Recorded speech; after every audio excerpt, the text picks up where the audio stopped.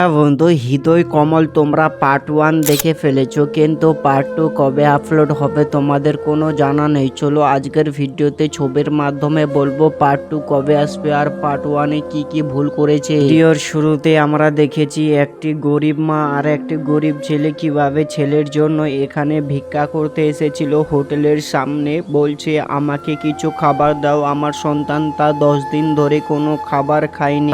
হোটেলের স্টাফ বলে উঠে, আরে এই হোটেলে কোনো খাবার নেই, চলে যাও এই হোটেলের সামনে থেকে। তখনই এই মেয়েটি দেখে, আরে এটা কি গরিব মানুষগুলো কিভাবে খাওয়ার জন্য এসেছিল এখানে, তো এদেরকে কোনো খাবার না দিয়ে কিভাবে হোটেলের সামনে থেকে তাড়িয়ে দেয়। তখনই এই মেয়েটি হোটেলের ম্যানেজমেন্টকে ডাকে এখানে, তারপরে কিছু খাবার নিয়ে দেখো গরিব মানুষদের এখানে দেওয়ার জন্য চলে আসে। বাচ্চাটির হাতে তুহিনা কিভাবে এখানে অনেকগুলো খাবার তুলে দেয়। তখনই তার মাকে বাচ্চাটি বলে উঠে, আজকে আমি পেট ভরে খাবো মা খাবারগুলো। তখনই তার মা বলে উঠে, হ্যাঁ তুই তো অনেকদিন ধরে খাবার খাসনি, খেয়ে ফেল খাবারগুলো। তখনই দেখো তুহিনা আর তার বান্ধবী মিলে খাবারগুলো দিয়ে রাস্তা দিয়ে কলেজে যাচ্ছিল হাটে। তো কিছুটা জায়গা যেতে না যেতে আবারও তুহিনা বলতে থাকে, আমি একটা গরিব এলাকায় গিয়ে বসবাস করতে চাই, কারণ দেখতে চাই তারা কিরকম বসবাস করে আর কতটা কষ্ট করে এই গরিব মানুষগুলো খাওয়ার জন্য। তখনই তার বন্ধু বলে ওঠে, তুই পাগল হয়ে গেছিস, আর কিছু করার নেই। দেখো তখনই বাড়িতে চলে এসে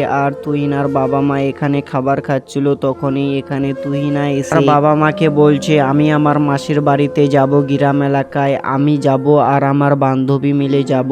আর দেখো তার মা যেতে বারণ করে, কিন্তু তার বাবা হেসে মুখে বলে, না যেবে তো যাবে, কি হবে আবার। তখনই তুহিনা কিভাবে এখানে হাসি খুশি হয়ে দেখো কিভাবে তার বন্ধুকে নিয়ে এখানে গ্রাম এলাকায় চলে আসে গাড়িতে চড়ে। কিন্তু দেখো এখানে আজ থেকে শুরু হবে গরিবের এখানে জীবন কাহিনী। আসলে সত্যি এই নাটকটা এতই সুন্দর বানিয়ে ফেলেছে। দেখো কিভাবে এই মেয়েটি এখন জঙ্গলে গিয়ে একটি বুড়ো দাদিমার ঘরে আসে। আর দেখো এটা অনেক দিনের পুরাতন ঘর। তার দাদিমা কিভাবে এখানে চুল দাড়ি পেকে গেছে আর এখানে কিভাবে বসেছিল। তখনই তুহিনা বলছে, আমার তো কেউ নেই, তোমার কাছে আমাকে থাকতে দেবে দাদিমা। দেখো আমার বাবা মা সব মারা গেছে, থাকার মতো আমার কোনো জায়গা নেই, কোনো ঘর বাড়ি নেই, কোনো টাকা পয়সা নেই, তোমার কাছে আমি থাকবো। তার দাদিমা বলে, আমার তো খাওয়া দাওয়ার কিছুই নেই, আর এই ভাঙাচুরা ঘরে তুই কিভাবে থাকবি।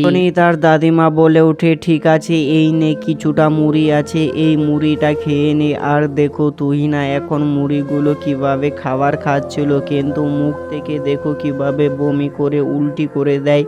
কিন্তু এই মুড়ি তো খাই না, সে ধনীশালী মেয়ে আর কিভাবে ঘুমিয়েছিল এখানে। আর তারপরে এখানে ডাক্তার মশাই আসে। ডাক্তার মশাই এখানে দেখো সাইন, কিন্তু এখানে ডাক্তার মশাই আর কিভাবে তুহিনাকে এখানে দেখতে এসেছিল। আর দেখো মাথার মধ্যে হাত দিয়ে দেখে তো এখানে না খেয়ে দিয়ে প্রচুর জ্বর চলে এসেছে শরীরের মধ্যে। এই সাইন নামের ডাক্তারটি কিভাবে এই তুহিনাকে দেখে এখানে প্রেমে পড়ে যায়, কিন্তু একে কিছুই বলে না। আর দেখো ডাক্তার মশাই কিভাবে তার দাদিমায়ের হাতে অনেকগুলো